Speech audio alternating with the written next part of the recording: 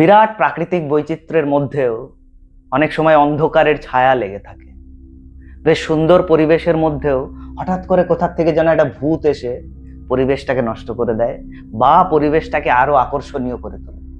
আমাদের রাজ্যের একটি বিখ্যাত জায়গা, পশ্চিমবঙ্গের একটি বিখ্যাত জায়গা, পশ্চিমবঙ্গের উত্তরাঞ্চলের একটি বিখ্যাত জায়গা। আশা করি এখনো পর্যন্ত গোটা জায়গাটার কথাটা সবার মাথায় চলেই এসেছে।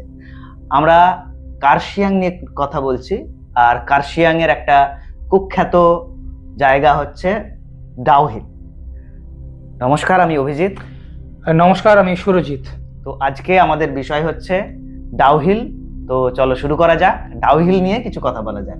একদম। হ্যাঁ, তো আমরা যে সিরিজটা করছি বেশ কিছুদিন ধরে, সিরিজটা হচ্ছে হরর এবং আমাদের দেশের বিভিন্ন অঞ্চলের যে ভৌতিক জায়গাগুলো আছে সেগুলো নিয়ে আলোচনা। আজকে আমাদের রাজ্য এসেছে আমাদের হাতের কাছে, ডাউহিল। ডাউহিল মূলত হচ্ছে কার্শিয়াং এ অবস্থিত,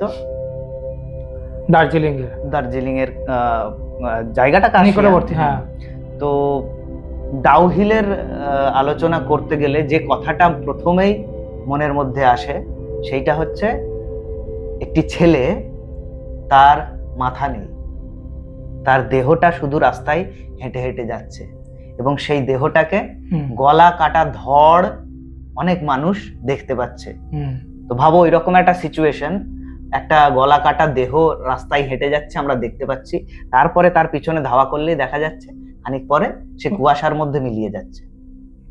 এরকম এক ভয়ঙ্কর দৃশ্য। তারপরে একটা স্কুল, কল্পনা করো একটা স্কুল বাড়ি, সেই স্কুল বাড়িতে শীতকালে ছুটি থাকছে, যখন কোনো ছাত্রছাত্রী নেই, কেউ নেই, কিচ্ছু নেই, সেই সময় ছাত্রছাত্রীদের হই হট্টগোল, কোলাহল, পায়ের শব্দ, চলার শব্দ, এই সমস্ত কিছু শব্দ পাওয়া যাচ্ছে। এবং ওইখানে স্কুলের যারা দেখাশোনা করেন তারাও নাকি বলছেন যে আমরা শীতের সময় যখন ছুটি থাকে সেই সময়টায় মানে বারান্দার মধ্যে কোনো এক অশরীরীর উপস্থিতি যেন টের পাই। আবার তারই সংলগ্ন আর একটি মেয়েদের স্কুল, সেই মেয়েদের স্কুলেও একই ব্যাপার। হঠাৎ করে রাস্তার মধ্যে দেখতে পাওয়া যাচ্ছে যে একটি মহিলা ধূসর রঙের শাড়ি পরে রাস্তায় হাঁটছে। সেই মহিলার পিছনে কেউ যদি ধাওয়া করছে, জঙ্গলের মধ্যে, পাইনের জঙ্গলের মধ্যে মহিলা ঢুকে যাচ্ছে, কুয়াশার মধ্যে হারিয়ে যাচ্ছে, কোথায় মিলিয়ে যাচ্ছে। তো ডাউহিলের গল্পগুলো এইরকমই। এবারে কিছু স্পেসিফিক্যালি যদি আমরা ডাউহিলের আলোচনা করি, সেইটা হচ্ছে এই যে স্কুলটা, ছেলেদের যে স্কুলটা, ভিক্টোরিয়া বয়েজ হাই স্কুল। এই স্কুলটা ইংরেজরা যখন ভারত শাসন করছে সেই সময় এক ইংরেজ সাহেব স্কুলটা তৈরি করেছিলেন। মূলত ইংরেজ যারা, ব্রিটিশরা যারা এই অঞ্চলে থাকতো, একটা ইনফরমেশন দিয়ে এই সূত্রে যে আমরা কিন্তু ওই পাহাড়ি অঞ্চলে থাকা যায় বা পাহাড়ি অঞ্চলে খুব সুন্দরভাবে বসবাস করা যায়, সেইটা আমরা ততটা শিখিনি। কিন্তু মূলত এই শিক্ষাটা আমরা পেয়েছি ব্রিটিশদের কাছ থেকে। ব্রিটিশরা যখন ভারতে আসে, তারা যেহেতু ঠান্ডা দেশ থেকে এসেছিল, তো এই আমাদের সিমলা, দার্জিলিং, সিকিম, এই সমস্ত অঞ্চলগুলোতে ওরা বসতি স্থাপন করেছিল। বসতি স্থাপন করে এই জায়গাগুলোতে যেহেতু ওরা বসবাস করছে, তা বাচ্চাদের পড়ার জন্য স্কুল দরকার। সেই রকমই একটা স্কুল ওই ডাউহিলে ভিক্টোরিয়া বয়েজ হাই স্কুল তৈরি হয়েছিল ওই 1700 শতকের শেষ দিকে। ওটা কি শুধুমাত্র বয়েজদের জন্য? হ্যাঁ। আর সংলগ্ন কি মহিলাদের স্কুল ছিল? হ্যাঁ, ওর সংলগ্ন একটি গার্লস স্কুল আছে, মানে ডাউহিল গার্লস বোর্ডিং স্কুল, এরকম একটি স্কুল আছে, মেয়েদের স্কুল। তো এই অঞ্চলটাতে এই দুটো জায়গাতে কি ভূতের ব্যাপার? দুটো জায়গাতেই মানুষ মানে দাবি করেছেন যে এই জায়গাতে আমরা কিছু প্যারানরমাল অ্যাক্টিভিটিস চোখে পড়ছে বা মনে হচ্ছে। আবার কি, মানে পাইন গাছের বিরাট জঙ্গল, ভাবো পরিবেশটা কি সুন্দর, পাইন গাছের ঘেরা জঙ্গল, আর সেই জঙ্গলের মধ্যে যখন মানুষ একটু এগিয়ে যাচ্ছে, একটু অন্ধকার হলে, তখন দেখতে পাচ্ছে দুটো করে লাল চোখ এদিক ওদিক তার দিকে তাকিয়ে আছে। এবার লাল চোখের দিকে ধাওয়া করলে লাল চোখ উধাও। তো এইরকম ভয়ার্থ একটা সিচুয়েশন ডাউহিলে দেখতে পাওয়া যায় বলে দাবি করেছেন অনেকেই। ভিক্টোরিয়া বয়েজ হাই স্কুল এবং মেয়েদের যে স্কুলটি আছে বোর্ডিং স্কুল, সেই বোর্ডিং স্কুল, তার সাথে সাথে রাস্তার মধ্যে দিয়ে হেঁটে বেড়াচ্ছে একটি ধূসর রঙের শাড়ি পরা মহিলা, আর জঙ্গলের মধ্যে দেখতে পাওয়া যাচ্ছে লাল চোখ। তো আর একটা ছাত্রের কথা বললে তুমি, একটা যার ছাত্র মানে যার মাথা নেই, মাথা নেই, ধরটা মাথা শুধু নেই, ঘুরে বেড়াচ্ছে। ধরটা ঘুরে বেড়াচ্ছে। তো এই রকম একটা জায়গা আমাদের পশ্চিমবঙ্গে আছে, এবং সেই জায়গায় অনেক মানুষ কিন্তু বেড়াতে যান এবং কিউরিওসিটির বশে হুম, সেইখানে রাত্রিরে থাকবার চেষ্টা করেন। কিন্তু লোকাল মানুষেরা তারা এই ব্যাপারটাকে বিশ্বাস করেন এবং মানুষকে বলেন যে আপনারা রাত্রিরে কিন্তু এখানে থাকবেন না আচ্ছা। বা ঘোরাফেরা করবেন না। এখনো সেটা প্রযোজ্য? হ্যাঁ, এখনো সেটা প্রযোজ্য। এখনো মানুষ, লোকাল মানুষ, মূলত পাহাড়ি অঞ্চলের মানুষ যদি হয়, পাহাড়ি অঞ্চলের মানুষ কিন্তু পাহাড়কে প্রচন্ড ভালোবাসে। ভালোবাসার জায়গা থেকে ওরা কিন্তু যারা টুরিস্ট আসে ওখানে, তাদের কিছু নিয়ম কানুন মেনে চলতে বারবার করে বলে যে আপনারা এইটা করবেন না, এখানে আবর্জনা ফেলবেন না, এইখানে যাবেন না। তো ওইখানের এবারে এইটা তো গেল আমাদের ভৌতিক কাহিনী, অলৌকিক ব্যাপারগুলো, কিন্তু এর মধ্যে একটা মানে কি বলবো, একটা বৈজ্ঞানিক দৃষ্টিকোণ তো থাকে, যুক্তিবাদী দৃষ্টিকোণ থাকে। যারা ভূত গবেষণা করে, যারা এই সমস্ত প্যারানরমাল অ্যাক্টিভিটিস কাজ করে, তাদের কাছে তারা বলবে যে হ্যাঁ এরকম একটা অ্যাক্টিভিটি হলেও হতে পারে। কিন্তু যারা বৈজ্ঞানিক দৃষ্টিকোণ থেকে দেখে বা যারা তার্কিক যুক্তিগতভাবে বিচার করতে চায়, তারা মূলত বলে যে যেহেতু ওই রকম একটা পরিবেশ, পাইন গাছে ঘেরা জঙ্গল, ঘন জঙ্গল, আর পাইন মানে অনেক উঁচু গাছ, তো সেই জঙ্গলের মধ্যে সূর্যের আলো পৌঁছানো প্রায় অসম্ভবের কাছাকাছি। তো অন্ধকারের পরিবেশ, অন্ধকার যেহেতু নিচটা স্যাঁতস্যাঁতে থাকবে, তো ওই রকম একটা স্যাঁতস্যাঁতে জায়গা, অন্ধকারাচ্ছন্ন, কুয়াশাচ্ছন্ন, ওই রকম একটা জায়গাতে গেলে স্বভাবতই ভয় করতেই পারে, ভয় করবেই, এটাই স্বাভাবিক ব্যাপার। আমাদের ইনস্টিংক্ট তাই করাবে আমাদেরকে। আর কোনো অ্যানিমালের চোখ হতে পারে, লাল চোখ, লাল চোখটা কোনো প্রাণীর চোখ। আর এখানে ডাউহিল যে জায়গাটা আছে, সেখানে চিতাবাঘের অস্তিত্ব আছে, অনেক চিতাবাঘ আছে, তারা রাত্রিরে ঘুরে বেড়ায়। তো মানুষ এখানে মারা যেতে পারে, অনেক মানুষ সেখানে মারাও গেছেন বলে শোনা যায়, যে কেউ ভয়ে মারা গেছে না কিভাবে মারা গেছে, বাঘে নিয়ে গেছে, কিন্তু মানুষ সেটা কল্পনা করে নিচ্ছে বা ধরে নিচ্ছে যে ওখানে গেলে মানুষ মারা যায়, সে আর ফিরে আসে না। মানে সাইকোলজিক্যাল এফেক্ট অনুসারে মানুষ ওই ভৌতিক কল্পনাটাকে করে নিয়ে ভৌতিক গল্প ওখানে মানে বিস্তার করেছে, এবং সেই গল্প এখনো অবধি প্রচলিত আছে, আগামীতেও থাকবে। আচ্ছা, তুমি যে লাল চোখের বিষয়টা বললে, সেটা কি? লাল চোখের বিষয়টা হচ্ছে, ধরো কোনো অ্যানিমেলের চোখ, সেটা রাত্রিরে, যেমন ধরো শেয়াল যদি তুমি রাত্রিরে দেখো, তাহলে শেয়াল দেখবে সাদা সাদা চোখগুলো বোঝা যায় অন্ধকারের মধ্যে যদি শেয়াল দেখো, বা অন্যান্য কুকুর জাতীয় প্রাণী বা বাঘ জাতীয় প্রাণী, এদের চোখ তো জল জল করে, বেড়ালের চোখ জল জল করে, তো রাত্রিরে দেখলে ওই রকম জল জলে চোখ দেখতে পাওয়া যেতেই পারে। তো সেইটা কোনো চিতাবাঘ হতে পারে বা অন্য কোনো জন্তু হতে পারে, যেহেতু জঙ্গল। এটা যুক্তিবাদীদের মুখে, যুক্তিবাদীদের বক্তব্য হচ্ছে এটা।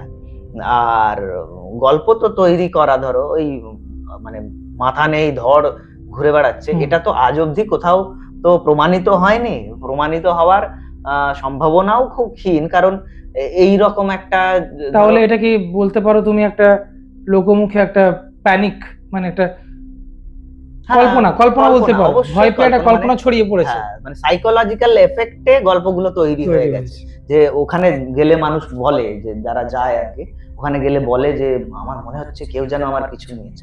তো আমাদের স্বাভাবিকভাবে এটা অনেক সময় দেখো মনে হয়, ধরো ফাঁকা রাস্তায় ধরো হাঁটছি, আশেপাশে কেউ নেই, নির্জন, যেটা তুমি বললে পাইন গাছের বড় বড় গাছ, ফাঁকা, উপরে সূর্যের আলো পৌঁছাচ্ছে না, নিচে স্যাঁতস্যাঁতে, ওই রকম জায়গা। তুমি এটা তো গেল এরকম একটা সিচুয়েশন, সিনারিও, তুমি একটা কোনো ফাঁকা গলিতে যাও যেখানে জনমানব খুব একটা নেই, দুপুরবেলা তুমি হাঁটছো, ধরো মনে যেন কেউ পাশ থেকে আসছে, তখনই মনে হয় কিন্তু সেরকম দিনের বেলাতেও মনে হয়।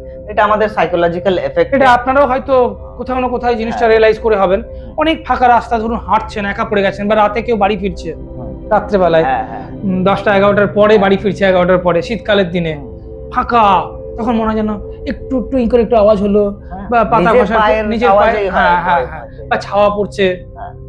ঠিক ঠিক ঠিক। তো এইগুলো ভয়ের পরিবেশ, ইমাজিনেশন, ভয়ের পরিবেশ তৈরি করার জন্য যথেষ্ট। আর শীতকালে ওই অঞ্চলটা যেহেতু মানে শীত পড়লে বরফও পড়ে কখনো কখনো, তো ওই অঞ্চলটাতে কি হয়, শীতকালে ডিসেম্বর মাস থেকে মার্চ মাস পর্যন্ত ওই বয়েজ স্কুল এবং গার্লস স্কুলে ছুটি থাকে। ছুটি থাকে ওই এতগুলো মাস। এই ছুটির সময়টায় মানুষ আরো বেশি করে গল্পগুলো তৈরি করে। এবারে মানে কি বলবো, একো বলে একটা কথা আছে, প্রতিধ্বনি, শরদিন্দু বন্দ্যোপাধ্যায়ের গল্পও আছে। তো ওই একো হতে পারে যে শব্দ ধরো হারিয়ে তো যাচ্ছে না, কোন ফিরে কোন ফিরে আসছে। শব্দ কোন শব্দ হয়তো আটকে আছে, সেই আটকে আছে মানে কি ওইটাই বারবার প্রতিধ্বনিত হতে হতে ওইটা শীতকালে হয়তো শোনা যাচ্ছে, এটা হতে পারে। আবার ওই যেহেতু ওই অঞ্চলের বাড়িগুলো মূলত মেঝেটে যেগুলো কাঠের তৈরি, তো কাঠের তৈরি হলে কাঠের মানে সংকোচন প্রসারণ তো হতেই থাকে। কোনো একটা ঋতুতে সেটা প্রসারিত বাড়ছে, হয়, হ্যাঁ। কোনো ঋতুতে সংকুচিত হয়, তার একটা আওয়াজ হতে পারে, কাঠের আওয়াজ হতে পারে। তো মানে এই এই ব্যাপারগুলো বৈজ্ঞানিক ব্যাখ্যা দিয়ে আমরা ধরতে পারি। এই প্রসঙ্গে আমার একটা ব্যক্তিগত এক্সপিরিয়েন্সের গল্প বলি। আমার বাড়িটা মানে রেলের ইয়ার্ডের খুব কাছাকাছি। তো যেহেতু রেলের ইয়ার্ডের কাছাকাছি, আমার বাড়িটা যখন প্রথম দোতলা করছি, দোতলা করার পর যখন প্রথম আমি থাকতে উঠছি ঘরের মধ্যে, রাত্রিরে হঠাৎ করে প্রথম একদম হঠাৎ করে দেখছি কি ধরুম ধরুম ধরুম ধরুম এরকম করে শব্দ হচ্ছে, ঘরটা হালকা একটা ভাইব্রেশন হচ্ছে, একটু ইভেন এখনো হয়, হ্যাঁ, গাড়ি গেলে হ্যাঁ, আমি এটা উপলব্ধি করেছি, একটু নড়ছে। হ্যাঁ। আমি তো ভয় পেয়ে গেছি, এটা আবার কি মানে ভূমিকম্পের মতো। ভূমিকম্প তো ভাবিনি, প্রথম ভাবনা এসেছে ভূত, মানে কোনো একটা প্যারানর্মাল কোনো কিছু একটা চলে এসেছে। তো ওই আমাদের ইনস্টিংক্টে ওইটা চলে আসে। তারপরে যখন একদিন দুদিন তিন দিন অবজার্ভ করছি, আস্তে আস্তে যখন অবজার্ভ করছি, তো হ্যাবিচুয়েটেড তো ছেড়েই দাও, মানে ভাবছি এটা কি হতে পারে, বারবার তো হচ্ছে, ভূত তো বারবার করবে না একই জিনিস একই রকম ভাবে। এইবারে যখন আস্তে আস্তে দেখছি এই ট্রেন যখন যাচ্ছে, তখন এই ব্যাপারটা বেশি হচ্ছে মনে হচ্ছে। তখন বুঝতে পারলাম যে ওই ট্রেনের মানে যাওয়ার কারণেই ওই মাটিতে যে ভাইব্রেশন, সেই ভাইব্রেশনটার কারণে আমার ঘরটা একটু দুলে উঠছে হালকা হালকা। তো এই রকম ভাবেই ডাউহিলেরও হয়তো গল্পগুলো ওই রকম করেই মানুষ তৈরি করেছে। এখানে কোনো মানে দূরভিসন্ধি কোনো একটা কিছু করে দিয়ে একটাকে বিরাট হাইপ দেব, সেই রকম ব্যাপার কিন্তু নেই। ডাউহিলের ক্ষেত্রটাতে অটোমেটিক্যালি হয়ে গেছে, তৈরি হয়ে গেছে গল্পগুলো। কোনো মানে কি বলবো, এর আগের যে সাইটগুলো আমরা কথা বলেছি, সেই সাইটগুলোতে কিন্তু একটা অভিসন্ধি ছিল। এই ডাউহিলের ক্ষেত্রে কিন্তু কোনো অভিসন্ধি নেই, এমনিতেই মানুষ প্রচার করেছে। একটা অভিসন্ধি হতে পারে রাত্রিরের ওই যে চিতাবাঘের যে আনাগোনা, চিতাবাঘেরাও যাতে ডিস্টার্ব না হয় আর মানুষও যাতে মারা না পড়ে, সেই জন্য এই গল্প তৈরি করা হয়েছে বলে হতে পারে।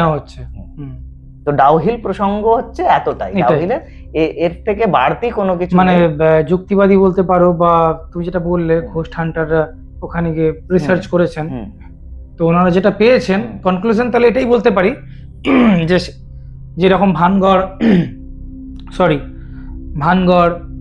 বা বেগুন কোদর, আরেকটা কি হয়েছিল আগের এপিসোডে যেটা করলাম, হ্যাঁ এই জায়গাগুলো, যে ব্যাপারগুলো লাস্টে যেটা কনক্লুশনে এলাম আমরা, সেটা হচ্ছে যে আলটিমেট সেরকম কোনো বিষয় ছিল না, সেটা কোন রকম ভাবে এসেছে, তৈরি করা হয়েছে বা তৈরি হয়ে গেছে, মূলত তৈরি করাই হয়েছে।